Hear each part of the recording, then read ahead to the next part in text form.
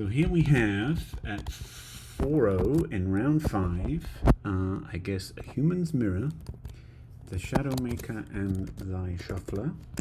There are only 6 4-0 players, so this is a third of them. Getting to the point where I suppose the winner here is pretty odds on to make top 8. Not guaranteed. You need to be X1 to be guaranteed. But we're getting to that point of the tournament. I personally am not getting to that point of the tournament because I keep getting crushed. But these guys, these folks, are in that spot. Yeah, I'm not doing a lot better than you do. Well, the one matchup of the popular decks that I was not completely sure of was Orzhov. I am better than 50% against it, but it always felt like a bit of a struggle. I've queued into it twice and got completely mashed. Also, I kept a one-lander Llanowar Elves draw against Onikant Anvil, and their first play of the match was to Galvanic discharge my Llanowar Elves, and I thought, I'm not very good at this game. Kind of mulligans. So, it's not all matchups and whatever. There's some play skill issues, but, you know, maybe should have just played green-white auras and crushed these poor fools, but I thought I'd stick to my deck, seeing as I spent a bunch of time making it okay. Anyway, humans, which I have 100% record against and have a very solid plan against, won 2-0 in round 2 against, is at the top tables, as I predicted. And I kind of wanted to, Mages of the Moat lock these people out of the game. But I only got to play them once before I started losing horribly to other things. So these guys, this is just super mid-gamey, really hard to see who's ahead here. Life totals, the Shadowmaker is a game up. Life totals say, thy shuffler, biggest creature, most creatures. For the Shadowmaker, this Deathblade Elite might do some work here. Removing your good blocks by making your biggest thing block Deathblade. I don't know. Maybe, maybe not. Makes playing X1's kind of weak, but Luminarch Aspirant can make an X1 and X2, so don't know. Not sure how good Deathblade Elite is in the mirror, really. 12-12, similar-ish boards. Oh, Sheltered by Ghosts probably pretty good here. Are we just taking out the Champion of the Parish because it's the biggest thing? Or are we taking out a blocker so we can attack? And also, it's also the one which we least like, which we most like to come back if the thing ever gets removed. Mm-hmm. Oh, looks like we might have a Brave the Elements. We do have a Brave the Elements, so attacking is off. Sheltered by Ghosts is just a souped-up lifelink granter, and the Champion of the Parish remains biggest guy on the board. Aspirant here probably needs to put the counter on itself, otherwise it gets Deathblade Elited. And then no good attacks, obviously, into pro-white. So a lot of humans in this tournament. Some of them, clearly, doing very well. I think we kind of concluded in the end that it was the best deck of the season. There was definitely a point at which I thought green-white auras completely destroyed it and all other aggro decks, and it was hopeless for anyone to play aggro into green-white auras, but I guess that was just a wrong impression because it's held its own, or even it has like a nearly 60% win rate against auras, so people found ways and means of getting around giant lifelinkers, Sheltered by Ghosts and giant killers and similar stuff. Here's Athalia. I think it's closer than you think it is. It's not. I mean, there was a time when I thought all aggro was a cakewalk for green-white auras, so it's clearly not that. I don't know that humans is necessarily 60% favoured like the stats say, but that is what the stats say. Here's Athalia, which is, I guess, pretty rubbish in this matchup, although First Strike is not nothing. Offering trades, maybe. Both players have 1 mana up. Both players have already cast 1 Brave the Elements. So, happy to trade and gain some life, says thy shuffler. Rather than going to 2, seems, yeah, it does seem correct. This block also suggests that they didn't have Brave the Elements. Yeah, looks like nobody has Brave the Elements. They've both used one. Looks pretty dire for Thy Shuffler, but I guess, you know, if they played triple champion of the parish or something, I'd think otherwise. Or even Sheltered by Ghost would be good here. Yeah, so Aspirant, which probably has put the counter on itself for Deftblade Elite purposes. And then maybe you make the Elite bigger too, yeah. Because they can make their Elite bigger. So their Elite can trade for an Aspirant here if they'd like. They have the biggest creature. Thalia does not attack into the 2/3 Hopeful Initiate, but could with a counter, or with a Deathblade Elite provoke. Lot going on here. Complicated. Definitely the Shadowmaker is ahead. I suppose there's slightly more value being generated by Thy Shuffler's board with 2 Aspirants, but I would think by the end of this turn they won't have 2 Aspirants, one way or another. Even just counter on the... Oh, whoa. Uh-oh, Oh, they whoa. will have 0. That is... yeah, so counter on Elite, eat an Aspirant. Basic... Oh, no, just Champion of the Parish, screw you. So That's probably the safest. yeah, so a chump here, presumably, and then... So the Hopeful Initiate can deal with the Sheltered by Ghosts, but it's just so expensive for a person with only 3 lands in play that you're not encouraged to do it just to get a Deathblade Elite back. So we play a guy, put some counters on our guys. So now Deathblade Elite can block the champion and prevent all damage, but the opposing Deathblade Elite can undo that by making the Deathblade Elite block it. Probably has to do that, barring other useful cards. 2 cards in hand for Thy Shuffler. Almost nothing, nothing in this deck costs more than 2.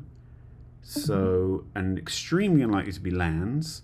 So 2 spells, but maybe just thinking the Deathblade Elite's ability is better than either of the spells they have in hand, rather than it being some kind of like instant speed trick. I don't know. Because Deathblade Elite's ability is fine and all, but it isn't actually going to blank Champion of the Parish because of the opposing Deathblade Elite. So I might have preferred to spam some dudes if that's what the hand is. It might also be a champion. It could also be a non-creature spell being made more expensive. There aren't very many. Brave and Sheltered and not much else. And Sheltered you probably would have slammed at 3 mana pretty happily. Okay, Thalia now looks like a good attacker. We're going to be provoking by the looks of things and probably activating the ability. So we're going to provoke opposing Deathblade Elite, prevent all damage, and leave you with some crummy blocks. So Brave the Elements here would be great. And that is indeed what we have. So that's pretty strong. So, but the thing is, this champion is, well, I guess, you know, all damage is prevented and Thalia dies and Deathblade Elite has to activate to live. So it's a pretty good turn, for sure. Thy Shuffler looks very dead to an opposing Brave the Elements, but obviously there isn't one of those on offer because we would have already cast it. Ah, wait. I did not think of the gang block on Champion of the Parish. This is pretty sick. This is actually a huge swing if it comes off. Eat the Champion of the Parish, get a second Deathblade Elite, eat the Thalia, take 1/1. Many things that... So we're growing the champion at instant speed, the one way we have to do that. Brutal. But I mean, they didn't really have better blocks than this. You know, the Deathblade Elite ability was available. Thalia is still going to die. They had to block Thalia and the champion or die. So yeah, not a mistake even if they knew Cathar Commando was in hand, but definitely less of a massive swing than they were probably hoping. So now every opposing creature is lethal, but there is only 4 of them.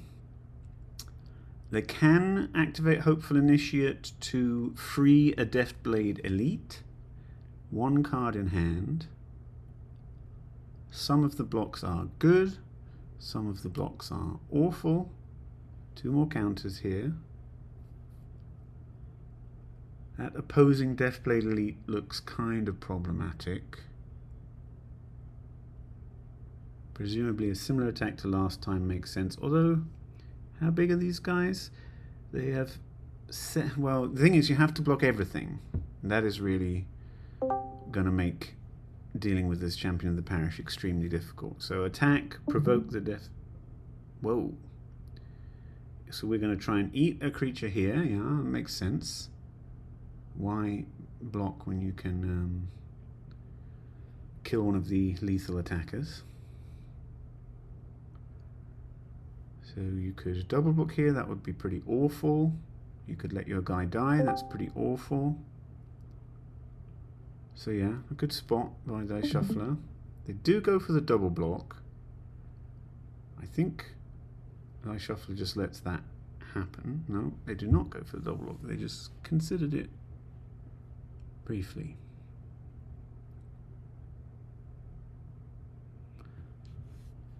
So they don't have like immediately lethal in hand. No, I mean it's far from it actually. You know, you can. Well, they could have like a Qatar Commando would be lethal. Yes. Or Brave. Yeah, Brave drops. Or a Shelter. Oh, they do in fact have a Qatar Commando, which means this last card in the Dice Shuffler has to be some kind... Oh no, they can activate Hopeful Initiate before blocks to have 4 blockers here. 1 is a chump, but all the other blocks are pretty okay. The provoke is not super relevant, doesn't seem to me. So in fact, you can probably only attack with champion here. No, they disagree. So provoke the 4/4, making your 3/1 attacks pretty sensible. Yeah, that makes sense. So yeah, there is so then the 3/1 attacks are good. We're going to have to activate Hopeful Initiate, kill Sheltered, which looks like they're doing.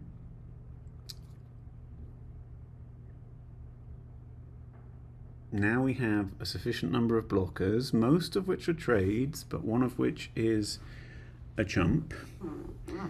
Definitely going to activate Deathblade Elite's ability here to keep it alive and keep the problem. And so then it's just chump, trade, trade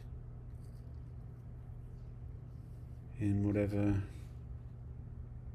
arrangement you see fit. I mean, essentially all your guys apart from the 4/4 are going to die no matter how you slice it, so it almost doesn't matter who blocks who. Everybody has at least 1 power, so they trade with commandos.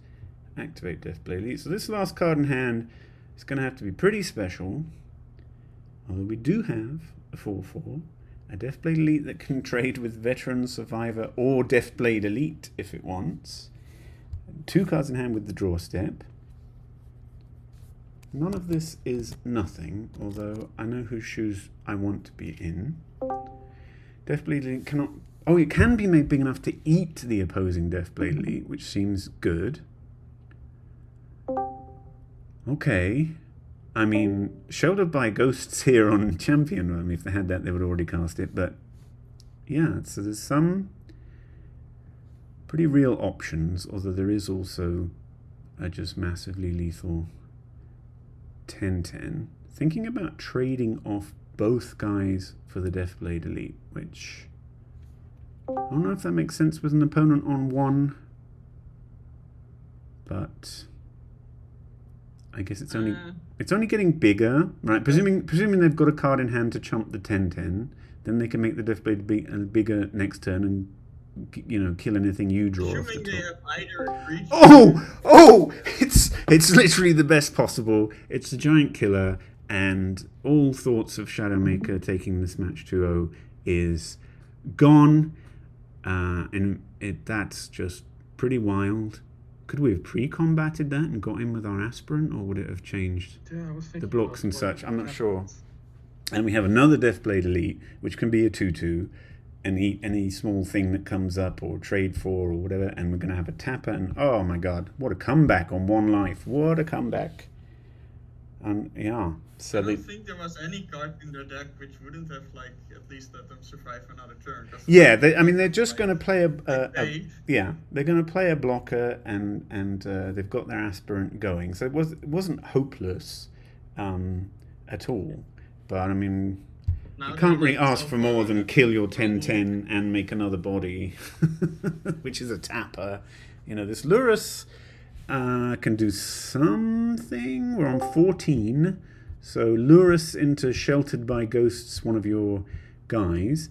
I guess we have to Sheltered by Ghosts the Deathblade Elite, do we? Is that the best place? Otherwise, we can force a trade here. Oh, or you could play a Thalia. No, Thalia doesn't really help because Deathblade Elite can be a 3/3. Yeah, so Sheltered, double lifelink on Lurrus. Get rid of the thing that can onboard deal with Lurrus. We do have an active Cave of the Frost Dragon. We can also tap Lurrus, although it costs 4 mana. yeah, and she has like an ability which is pretty. Yeah, I mean, Lurrus is going to get you right back in it here if it doesn't go away soon. And we have an opposing Lurrus, so the game continues. This is a pretty wild one. So what do you want to play out here? Something with First Strike? Don't have anything with First Strike. Lethalia's Lieutenant is decent here. Maybe the Sheltered and then take the Sheltered or something. Oh yeah, that may also make sense. Because now... Okay, so just looking to untap and kill the Sheltered, and then probably also play a Sheltered. Yeah, I mean, so if Lurrus survives this turn cycle for thy Shuffler, they can just kill the opposing Lurrus and run away with it. I mean, they have the better board already. Brave the Elements is still a win here. Gives you a Deathblade Elite, gets rid of +1 power and ward 2 for my Lurrus, but is nonetheless good enough to win the game. That does not look like Brave the Elements. It looks like an Iganjo Castle, or however you say that. So just a dude from... Yeah, I think we're going game 3. Yeah, so they don't have 14 power, but they certainly have a bloody good plan starting from here, which is to Sheltered by Ghosts the opposing Lurrus, pay the ward, and like have a massive great board against a 1/1, which can be Deathblade Deleted to death for free. Yeah. It's pretty... And they might also get rid of this shit. Nah, maybe that's not necessary. Yeah. I mean, it's, you know, on board, it's extremely grim. Oh, wait. The Thalia's Lieutenant was from hand. Aha. The Thalia's Lieutenant was from hand, not from graveyard. I thought it was a strange thing to pick from graveyard. Okay, so the Ajango Castle or the Thalia's Lieutenant was just hanging out in hand already. And then they drew the other one. Okay, so that changes things quite a lot, because we no longer have an obvious path to just completely decimating opponent. Interesting. So maybe, yeah, I mean, I guess there was no chance to wait for a turn where you could Lurrus and Sheltered and pay the ward, because that's 7 mana. This deck is not great at getting to 7 mana. We've got an interesting Provoke attack here. We've got the biggest creature on the board. We've got a card in hand opponent hasn't. We can kill the Sheltered by Ghosts. Either one. Oh, we can kill the one holding Lurrus. That seems pretty good. It's very complicated. And then we can provoke the 1/1 trade out for the... Yeah. At the risk of giving opponent 4 life. And that doesn't seem very relevant. So we're going to use Lurrus rather than the tap ability or playing the card from hand. I think this came from the graveyard. Does the game log say? Yeah, cast from the graveyard. So yeah, this is on Lurrus. I mean, just going super wide. Very dead to Brave the Elements for the nth turn in a row. But able to eat the Thalia's Lieutenant. And I guess Lurrus currently has 2 toughness only. Oh, but you can prevent the next 2 damage. So you can block and gain life here. Who's coming in? Aspirant, presumably? Oh no, because of the Ajango Castle, we're just gonna chill. So interestingly, there is a Sheltered by Ghosts in the graveyard of the Shadowmaker, so we can zap Lurus again. However, on board, there is a way to destroy a Sheltered by Ghosts in the form of Hopeful Initiate, which would bring Lurus back and let us cast a Sheltered by Ghosts of our own. Oh my god. If they tell you that aggro is easy to play, tell them they're lying. Okay, so we drew a veteran. Not the games we've watched today. Yeah, it's nuts. I mean, opposing Luruses with ways to kind of flicker them in and out but not actually permanently get rid of them is just, makes your decision tree pretty crazy. So we are going to Shelter by Ghost. We're going to Shelter by Ghost our worst creature. We're not going to bother hitting Lurus because whatever we get rid of is almost certainly coming back. So we'll get rid of a guy who's built up a bunch of counters, which makes sense. Shadowmaker probably still got like the Manland as an out if it's in the deck. It certainly Brave the Elements, and they're not even necessarily that behind here with an opponent on 1. But I mean, it's the Sheltered by Ghosts battle continues, and I guess one thing about not Sheltered by Ghostsing Lurus is that now we can Sheltered by Ghosts Lurus, if you know what I mean.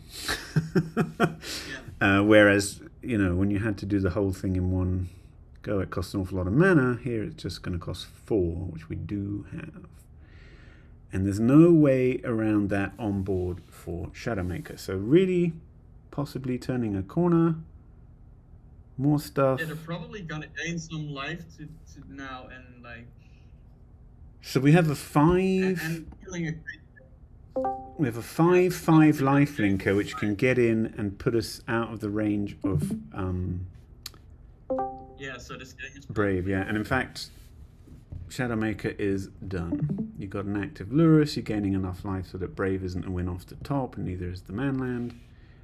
You got it, he says, or they say. I don't really know what gender shadow making is. So yeah, that was a crazy game. I don't know what there is in sideboards here, what the plan is. I've seen M-Dog with Horn of Gondor cause chaos. It's a pretty good for like a, you've got a bunch of guys, I've got a bunch of guys, neither of us has got a lethal Brave the Elements. It's pretty sick. Kind of slow, but there's only so much removal in these decks, so you presumably do spam the board pretty quickly with a bunch of humans, and then as soon as you get a 3 mana, you can start Horn of Gondoring, which makes all of your Thalia's lieutenants and champions of the parishes ginormous. Probably allows you to like trade off their entire board like much more aggressively. Yes, yeah. I mean, whatever the huge guy you've made by making 7 human tokens is just attacks, and if they gang block whatever, great. And at some point you can attack with 408 human I mean, I think Brave is the real mirror breaker, perhaps, because there's just nothing you can do. If the total power of your creatures, once all their auras have fallen off, is their life total or higher, then Brave just wins at any given point. Deathblade Elite, definitely interesting. Does it force them to... But surely the real mirror breaker is Kiki Jiki. Well, as I understand it... Yes. Kiki Jiki is not... What do we do? Oh, we said, I don't want to level my guy twice so it survives your Deathblade Elite. I will instead exile your Deathblade Elite. Fair enough. We're just riding Student of Warfare home and hoping there's no... I think that's actually a pretty good strategy, because if you know... I hate... oh my god, we're just all about the Shelter by Ghosts. I hate the scenario where you put yourself in a position where you're winning, but if opponent has a Sheltered by Ghosts, you are no longer winning. But it might be correct, especially if, the hand is just 4 Sheltered by Ghosts and 2 guys or whatever. Here's Hopeful Initiate and 2 mana up in a deck where everything costs 1 or 2 and they have 4 cards in hand. So there's some instant speed thing here. If it's a Cathar Commando or Brave the Elements, doesn't seem great here, but I mean, maybe it's fine if you block Student of Warfare here or something. I'm guessing there's a Cathar Commando, and we're not going to block with it. We're going to... Oh no, I guess we would block with it, because these guys are not so big as all that. So maybe just Cathar Commando, block Champion. Maybe Student of Warfare, because there are only 2 cards left in. Well, the only thing is that you free up a much better card if you block Champion. But yes, you might be right. Student of Warfare might not be possible to cope with if they just start leveling it and you don't have Shell. Yeah, they agree with you. Yeah, so Luminarch Aspirant is better than Deathblade Elite in some kind of vacuum, but right here, Deathblade Elite trades for Luminarch Aspirant, or at least trades, and the student is a scarier thing, perhaps. If this is a guy that puts a counter on, ooh, then this, Hell for Leather, double sheltered by Ghost start has been stymied. They didn't even have to draw their own sheltered by ghosts. They just blocked. Surprise blocked, but blocked nonetheless. I mean, it wasn't a big surprise. Even I could figure out what was going to happen. I mean, maybe they wanted to be more conservative there. Maybe they wanted to be more conservative there. Which gets around board. Yes, yeah. I mean, it's also true to say that if they'd been more conservative, and we can trade here if we want. That seems all right. And then eat the veteran survivor, and still have a hopeful initiate and a Luminarch Aspirant. Yeah, I think I just double block here. They could have been more conservative, but if they'd been more conservative, maybe leveling up the guy or something so the blocks weren't good, then they could have just flashed in Cathar Commando, untap, and used it to kill a Sheltered by Ghost. But maybe that would have been better for Shadowmaker, though. I don't know. There's a lot of variables. Yeah, you still have the creature. Yeah, so they would still have a kind of pretty good Student of Warfare rather than not having it. But of course, and I think the Cathar Commando was pretty telegraphed, or at least even I, who doesn't play this deck, thought it must be the thing in hand. Yeah, I really wanted to just upgrade the Student of Warfare and then just hope that they never get to enough mana to pay for the board. Yeah, I mean, if you've got a first striking, life linking, well, I guess they would probably have killed the Shelter by Ghosts with the Cathar Commando, but yeah, big guy is useful. So here, are you provoking this little guy? You don't care about this little guy, do you? You can just swing it. Well, I guess at this point you must provoke because your opponent can choose to block that creature anyway. So,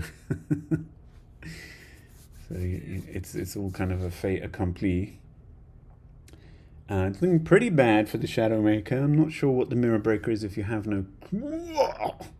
Just rubbing it in even more. So whatever creature they play dies to the Deathblade Elite's provoke as a 4/4, and this game is over, and this match is over. And Thy Shuffler, after pulling it out at 1 life, has probably made the top 8 of this tournament, I would guess. Very nice, very nice. Let's see if there's anything still going. I hope not, but... I see a couple of matches. I don't know the records of these players, but we're going to drop in on them anyway. Just let me have a little scan to see what state they're in. This one looks like it might be in the sideboarding. Oh, no, I'm in. All right, let me share it. Why does it always ask me to set a status? I don't want to set a status. So, here we have